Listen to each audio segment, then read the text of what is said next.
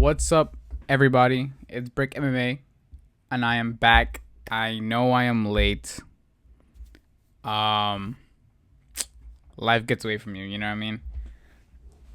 Um, yeah. So let's start off with the recap of UFC 315. I'm pretty sure a lot of y'all have now digested it. The events and what this means, but more importantly, there's stuff I want to talk about after this reaction. So, starting off with Bezkat Almakan versus Brad Katona. I'm pretty sure I picked Katona. No, I think I don't remember who I picked. It was a while ago. I was making food and came back to the KO. Just very fast finish for Almakan. Kind of impressed, honestly. Because Brad Katona isn't the trash of bantamweight. You know what I'm saying? This definitely sets Almakan up for some more solid contenders. In the future of bantamweight, maybe like Chris Gutierrez. That would be kind of cool to watch. But yeah, I feel bad for Katona. I feel like he gets a lot of hate. He seems to be a cool guy. He's just not that good. I don't think he deserves hate for that. Yeah, I mean, he caught him coming in for the takedown. Almakan's is really quick, really accurate with that shot, and just put Katona out. Moving on, though, to Daniel Santos versus Li Jiangyang. I actually picked Daniel Santos. I was unaware he was moving up in weight in this fight, though. But this was a really good fight. More so starting out. They both got pretty gassed. And they were both pretty hurt towards the end. I like Lee, though. I think he's very good. I think he's a solid fighter. I think he definitely has a future ahead of him. I'm not sure how old he is, though. Let me see. It doesn't say. I don't want to stray too far. But yeah, Santos outstruck Lee. Took him down a lot. Lee won the first round, in my opinion. He wobbled Santos in the first. Lee was hitting him with some really good, strong body shots. Santos was pretty relentless in the whole fight, constantly pressuring, trying to fight inside the pocket, using dynamic strikes, dropping Lee in the first round. But I think Lee just did more. He was just better in that first. In the second and third, Santos began to mix in more of the grappling. And you could just see Lee was gassing out, and the fight slipped away from him. I guess he wasted too much in the first. To maintain and throughout the fight, but it was very impressive showcasing for both people. I'm not gonna lie. For Daniel Santos to go out there against somebody a lot bigger, a lot stronger, a lot heavier, in Li Jiangyang. I really don't know how to not me. I'm gonna just say Lee. But very good fight for Daniel Santos. I don't think he should stay at featherweight, though. I do think if he stays at featherweight, it will become a problem. Like the size disparity will be a problem for him if he were to stay at featherweight, because he looked solid, like I guess frame wise, but in terms of just vascularity, it doesn't necessarily seem that. It's like his tubby weight, you know what I'm saying? Like if he wanted to get just a quick fight in, it would have to be at featherweight, which is, what happened here. But I think moving forward, he should stay at bantamweight. If he can continue to make that cut, I think he should stay there. I think he will also do very well. And we might even see Santos versus Almacan in the future at bantamweight, which would be very fun to see. But moving on, Marc-Andre Barriault versus Bruno Silva. This was scary. This was scary to watch. I had Bruno Silva, which I don't know why. Honestly, thinking about it. Barriault was pressuring Silva, holding him up against the cage, giving strong strikes in the clinch. He put the pressure early. He was doing well very early on. I mean, obviously, he still got the knockout, but I'm saying, like, leading up into the knockout.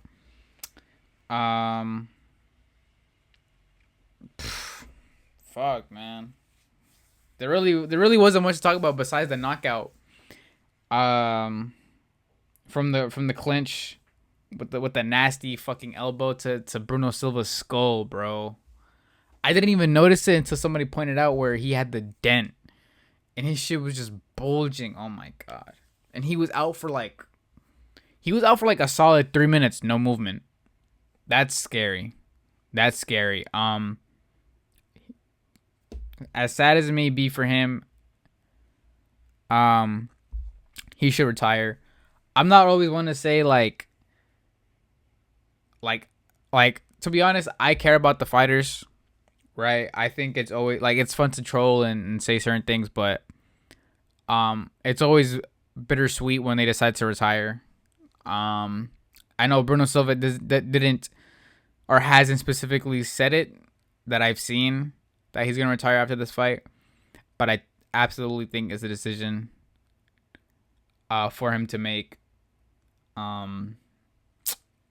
I just think he shouldn't risk the damage anymore. He's lost, I think, 6 in a row now. The game's gone from him. Just for the sake of him and his family or loved ones, whatever, I want to still see him around. I just think he should retire after this one. Moving on, though. Navajo Sterling versus Ivan Erslan. I actually had Erslan winning this. Sterling is a solid prospect. I think he's okay. I don't think he's necessarily that good, but, you know, I'm not going to say he's trash. A lot of people were trying to say he's trash on Twitter and shit. Guys, this is only his 7th professional fight, and his 2nd being in the UFC. I believe he deserves some grace. But I don't think he won this fight. I believe Erslan won round 1 and 2, and then Sterling absolutely won round 3 when he was knocking him around, dropping him, hurting him. Sterling was wearing damage pretty early. I saw a lot of potential in him. He made good adjustments throughout the fight. Started mixing in kicks and takedowns when he was losing the boxing exchanges to Erslan. He has some solid grappling. You know, he's not afraid to start the exchanges, which is good. Solid defense and grappling as well. And then this is what confuses me, because in round 2, it was mainly on the feet. And I believe, from what I was watching at least, I thought Erslan won every boxing exchange. Maybe not every single one, but he won majority. Right? So that's really what confuses me, because how do you give Sterling round 2 in any aspect? Because I believe one of the scorecards was a 30-27. Doesn't make sense to me. But he definitely shut out in that 3rd round, though. He definitely shut out in that 3rd round. He was fucking Erslan up really bad. I'm not going to lie. But yeah. Man, I don't know. I had an Erslan 2-1. But it is what it is. Moving on to Bukowskis versus Kudalaba. This was another bad decision. I actually had Kudalaba winning. I didn't see Bukowskis doing much at all. I believed he was pretty inactive throughout the fight. He kind of just took the step backwards constantly. Like, I was just always on the back foot. Kudalaba, dude, he's just a meme. I think he knows he's a meme fighter. Because he was just throwing straight bullshit the entire fight. Like, he can't be real. Like, that's not a real fighter, you know what I mean? But Kudalaba was definitely more aggressive, and he actually, I believe outstruck him. Yeah. Like, what? What? This is, like, that's, like, just looking at the stats, this is insane. That's insane. How Bukowskis even won that. Yeah. That's really it. There's not much to talk about besides the robbery of the decision and Kudalaba just being very unorthodox. Yeah. Very unorthodox. But moving on, Jessica Andrade versus Jasmine Jasudavicius or Jazdavicius. This really impressed me. This really impressed me. I did not expect Jasmine to be able to get it done so early. And Andrade looked solid in there. You know, she looked how she always looks. You know, she always shows up. Well, how do I word this? She is kind of a standard level of skill in the division, and she's been at a standard average level of skill in her career for, I'd say, probably like the last 2-3 years. You know, she wins some, she loses some, but she always manages to stay around the top 7 at least. But Jasmine did very well. Used her range very well. Out grappled Andrade very clearly. Picked her up, slammed her, took her back, and just got the rear naked choke from there. You know, ain't much from that. I didn't see that coming. I thought maybe it would have been a decision. But yeah, big statement win for Jasmine. She's definitely looking at some title shots within at least maybe like one more than a title shot. You know what I'm saying? Yeah. So moving on to Mike Malott versus Charles Radtke. See, look, y'all doubted me, man. Maybe not me, but y'all doubted Mike Malott, man. I told y'all, man. I had Mike Malott winning. I thought it was gonna be by decision. Malott was winning round 1. Did very well, staying within a safe range, using side kicks, using kicks very well. He outstruck Radtke 25-10 in the first. Radtke was having a lot of trouble trying to get to him. Mike had a really good game plan. He knew what it was coming in. He said it himself. It was a bull matador situation, him being the matador. Because he knew Radtke was going to go in there and try to be aggressive and try to get, you know, at least his one shot that he needs to do some real damage. It was looking a little scary at times because Mallett's nose busts up pretty easily, or at least it bruises. So it looked worse than it did whenever, or if you tuned in late, it would look like Radtke was winning because Mike Malott was wearing more of the damage. But yeah, and then in that just the beginning of the second round, he knocks him out. Caught him clean with a left hook and finished him with some solid ground and pound. I'm telling y'all, man, it was just, I don't know what happened versus Neil Magny, to be honest, but I don't think Mike Malott's washed. I always thought he was pretty good. And yeah, Moving on to the main card though. Man, this main card was kind of trash. I gotta be honest. And I had all this time to go back and maybe rewatch these fights, bro, but I'm not doing that. Benoit versus Prepolek. There really wasn't much to talk about. I would say it's a pretty shit performance from Benoit. I think it took him too long to get Kyle out of there. It's not impressive at all. I know this is too much. Seems to be his tune-up fight, but even then, he just didn't look good. He just mainly focused on grappling. I don't know. There really isn't much I can say. Good for him. He got a submission, whatever. But versus somebody like Kyle Prepolek, no disrespect, but that doesn't mean much where you are right now, especially you being ranked in the top 15. Moving on though to Alexa Grasso versus Natalia Silva. I picked Grasso, and I like Silva, but unfortunately, my prediction was wrong.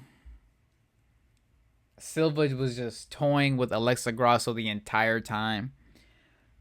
Silva staying on the back foot, using her kicks very well. She has such good striking, man. Between Silva and Jasdevicius, bro, those are some real title contenders, man. Some real title contenders, and Silva should absolutely be looking at a title shot. Absolutely be looking for the next title shot. Whether Shevchenko moves up to fight Zhang Weili or to vacate or whatever, or Silva versus Jasmine Jasdevicius, if you just want to make that fight straight up, then you could do that for like the interim, like if Shevchenko moves up. But if not, then definitely has to be Silva next. Absolutely. Grasso was the number one contender. Silva made that look easy. But yeah, man, it was sad to see Grasso getting fried like that. Oh, fuck. My leg fell asleep. I think it's just the style makes fights kind of scenario. Alexa Grasso was very boxing heavy. Silva was very good at keeping her range. Like I said, using her kicks very well. Circling around. Grasso was feeding into Silva's fighting style a lot. She was being too patient, I would say. I with people like Silva, when they like, okay, I would say the closest I could compare it to right now to give you an idea is Adesanya. He's very much like that. He's very much back foot, circle around you, poke at you, kick heavy as well type of fighter. Those are the type of fighters you have to crash in with. You have to crash into. Like she should have literally just taken the Sean Strickland approach, and it probably would have served her right. But she definitely had struggle cutting off the cage and just wasn't being able to make anything work in the fight. So shout out to Natalia Silva though, baby girl. Proud of you. Love you. Still love you too, Grasso.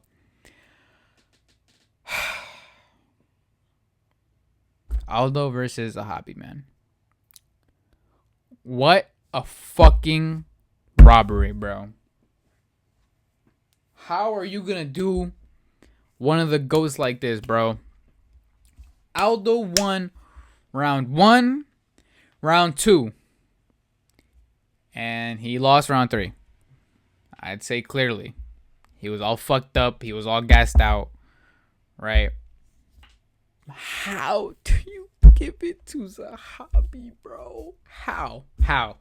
Tell me how. Aldo was cooking Zahabi in the first. Oh my gosh, man. I get the second was a little more competitive because Zahabi was coming back a little bit. I think Zahabi was figuring it out a little more. But he just doesn't have. So look, I was right. I was still kind of right in my prediction where I said Zahabi doesn't have, or I don't know if I said that, to be honest, But Zahabi is good, but he doesn't excel and doesn't have a lot of finishing potential. And you can see that when a very obviously exhausted 40-year-old Aldo is on the ground, Zahabi couldn't get him out of there. With Elliott with like 2 minutes. With 2 minutes to ground and pound, he couldn't get him out. I don't know, man. I don't know. Oh my gosh. And it was sad to see him retire, man. It really was. Because he shouldn't have gone out like that. It was his fight to win. He should have got the decision over him.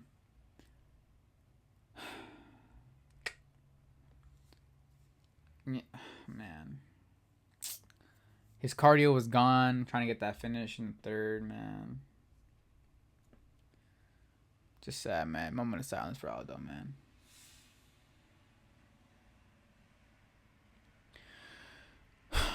All right.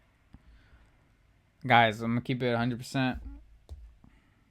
After a while, I stopped paying attention to Shevchenko versus Furiat. Furiat just kept forcing the clinch. And for a lot of the rounds, she was just getting beat the fuck up. Shevchenko had a great first round. Furiat kept getting bopped on the feet. She wore all the damage that seemed to have occurred in the fight. And people had Furiat being Shevchenko's worst nightmare or some shit like that. Very surprising. Very surprising to me that people said that. But yeah, good win for Shevchenko. She might just be the GOAT. I'm not gonna lie. I would probably put Shevchenko like top 3 WMA fighters all time. I think for me personally, she might be my number 1. Me personally. I don't see Amanda Nunes just from like my memory right now. I don't see her career as all that. She was double champ, but like bantamweight and featherweight are those real divisions.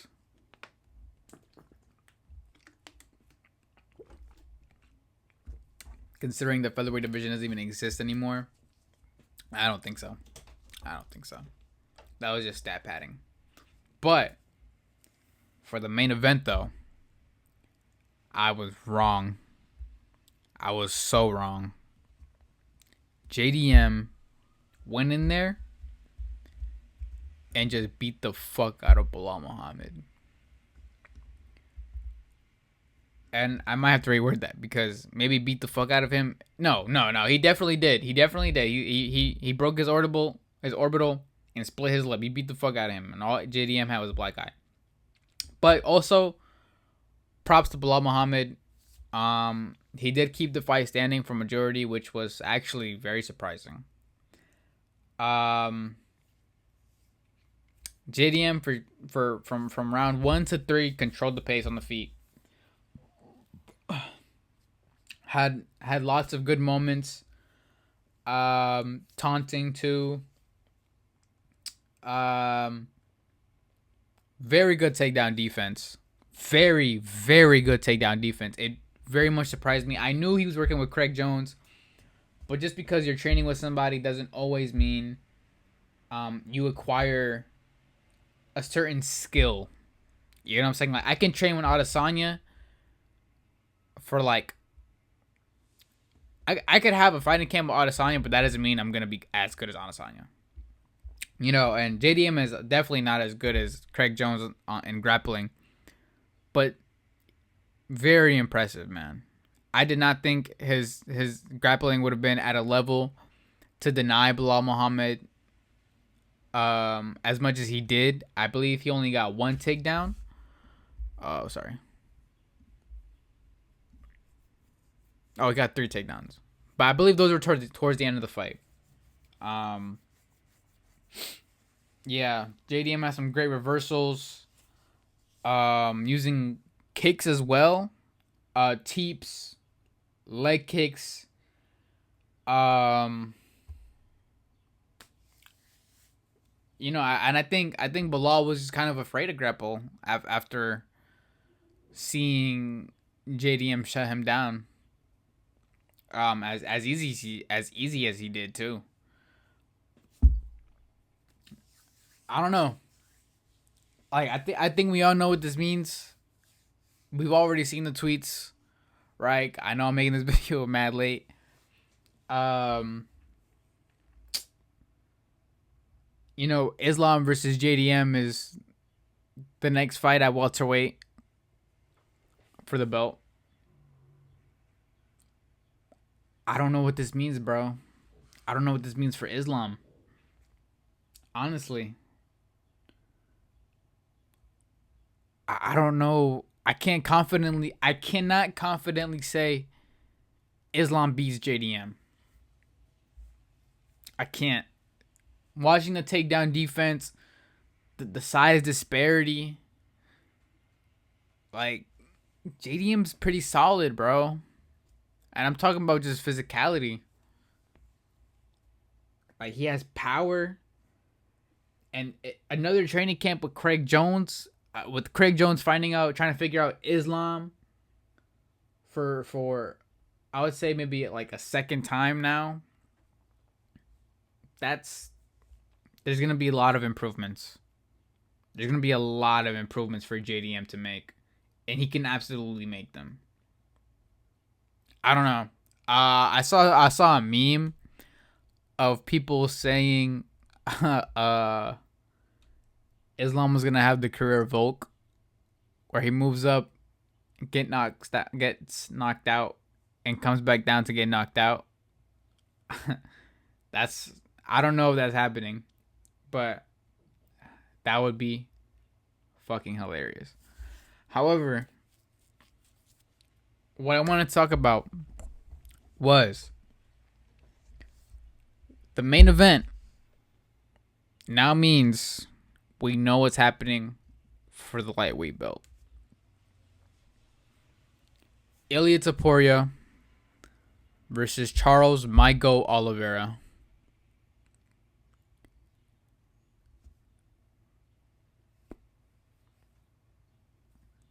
Moment of silence for Oliveira. Guys, why do I have to watch my GOAT die? Why, bro?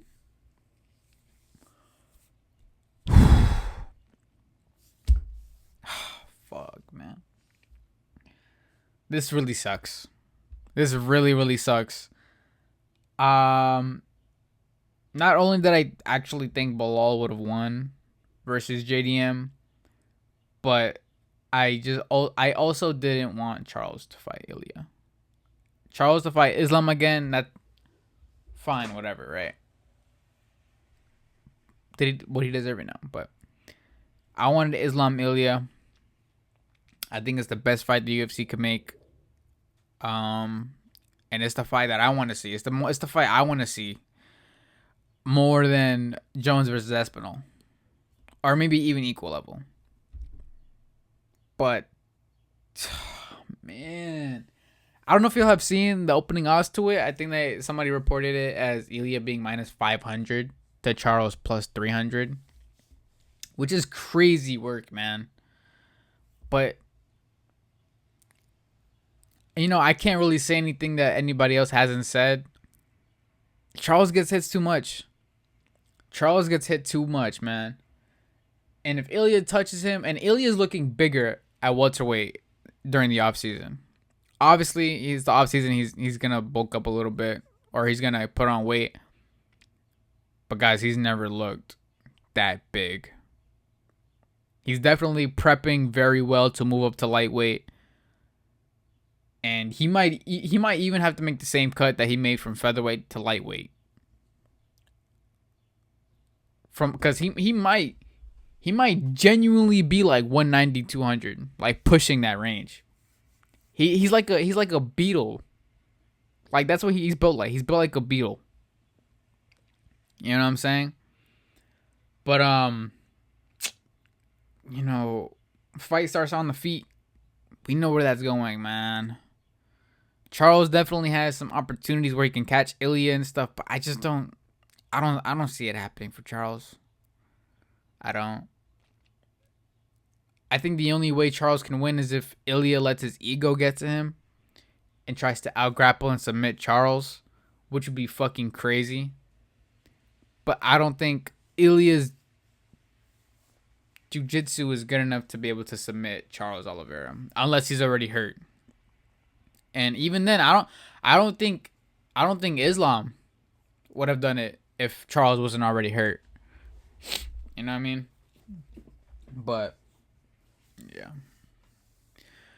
We also got Pantoja versus Kai Kara France announced. I actually hoped for that one to be on the Newark UFC 316 card, but it is what it is. I wish we would have got that besides Pena versus Harrison, but that's not a terrible fight. It's just the rumors of Pantoja versus Kara France being in at UFC 316 was,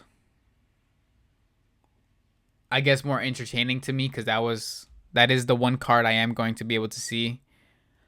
Yeah, the rest of these fights aren't that important besides maybe Roy Ball versus Cop, but I want to save my thoughts on this for when the time comes. But yeah, guys, that was the video. I know I'm late. Honestly, I think I'm only going to be dropping my recap for tomorrow night's card. You know what? Let me see. UFC schedule. Oh, yeah. This is Burns versus Morales.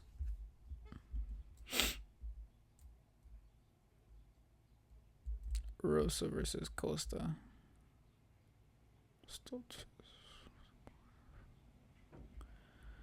These are some great fights. Maybe not this prelim lineup. I think, you know what? Okay, hold on. Pause the exit. I'm gonna just go. I'm gonna just blitz through these real quick. I'm gonna go with Pinheiro, Park, Gomez, Santos, Devalle,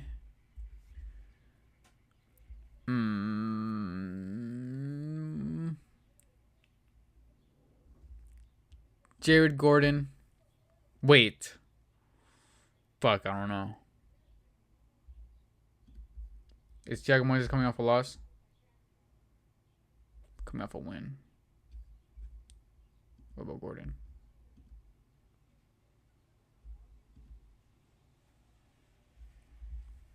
I'm gonna go with Gordon. I mean, no. Sorry, I lied. I'm gonna go with Moises.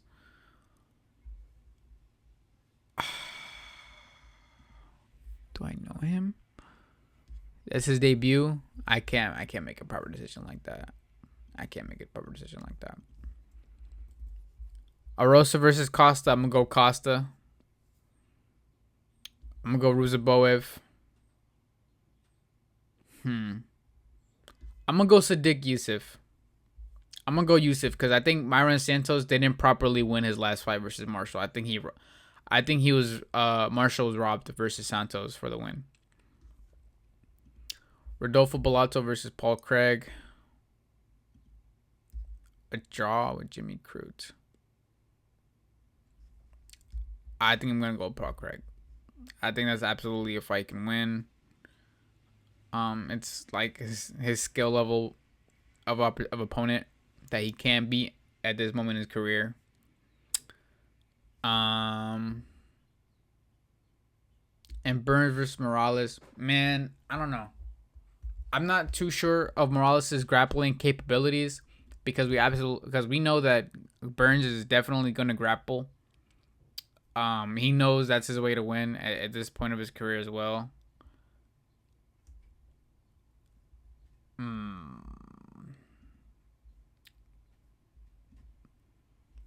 I know he faced Magny, but he didn't have the opportunity to really grapple with him, I believe.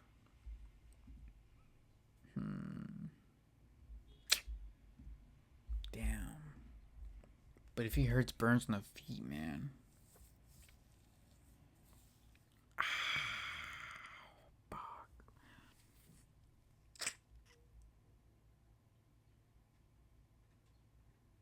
I'm gonna go Burns. That's my dog, man. I gotta go Burns. It's very questionable. We know he's on a losing streak. But he was still able to go to near decisions with. He went the full 5 with Sean Brady. Right, very talented opponent, very high level grappling. He was pretty much beating JDM. Well, I don't want to talk about 2023, but 2024. In 2024, I'm going based off of these two performances. I think Gilbert Burns, like at the level of these fights, can beat Michael Morales. Will it be easy? I don't think so. I think it's gonna take some years off Burns, but I think he can win it. It's 5 rounds. I just remembered that. Damn. His last fight was 5 rounds. No. His very last fight was 5 rounds. He didn't really seem to gas out. Yeah. I'm gonna go with Burns still. But that was the video. I'm probably not gonna label this as maybe a recap. I'm probably gonna have this labeled as maybe like a podcast episode. I kind of want to start doing those. I may or may not be changing the format just because I know I'm a little unreliable or inconsistent with the uploads. There is still a way I can do the predictions and the reactions for like the next card. I can do those same day, but I want to also talk about news. I think my issue with that though is having to create thumbnails for that. As y'all can tell, my thumbnails are pretty low quality because they're easy to make. I'm not tech savvy enough to be able to what you call it.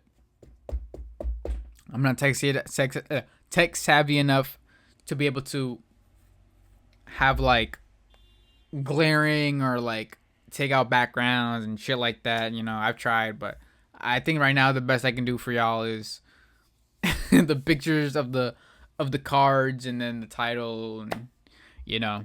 Hopefully though, if I'm able to monetize my YouTube and make some money from it, then maybe I can pay somebody to do it, or maybe it frees up more time for me to take away from work to be able to create higher quality for you guys. But I think being able to do the podcast also allows me, or like podcast episodes would allow me to do my reaction or my prediction, talk about news,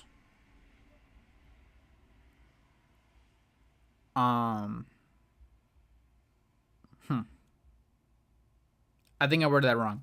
I meant to say, in a situation like after like the Bilal card, I could do like the reaction. Like if I waited till like middle of the week, I could do the reaction, news, and then my prediction for the next card. Right? I think that just makes that's just the most convenient for me. Because I want to be able to get more videos out there, talk about the news and stuff, like I said. Or I could just do reaction and then back to back, like cut the video, start another recording, do the prediction for the next, and then have that one scheduled further out. But you guys let me know what you guys want to see. If you guys want the podcast type of experience in my videos, if you would rather me single it out. to individual videos. I believe the individual will probably just help me get myself more in the algorithm, but the podcast allows me to talk more in depth of what's actually going on in the UFC. I know I don't talk about a lot of the news or like a lot of the running jokes and shit that happens on Twitter and stuff, which I want to do. It's just, it's a lot of effort for a lot of time that I don't necessarily have. But yeah, you guys let me know. I'm going to end the video here. Like, comment, subscribe. Let me know your thoughts on the next card. And yeah.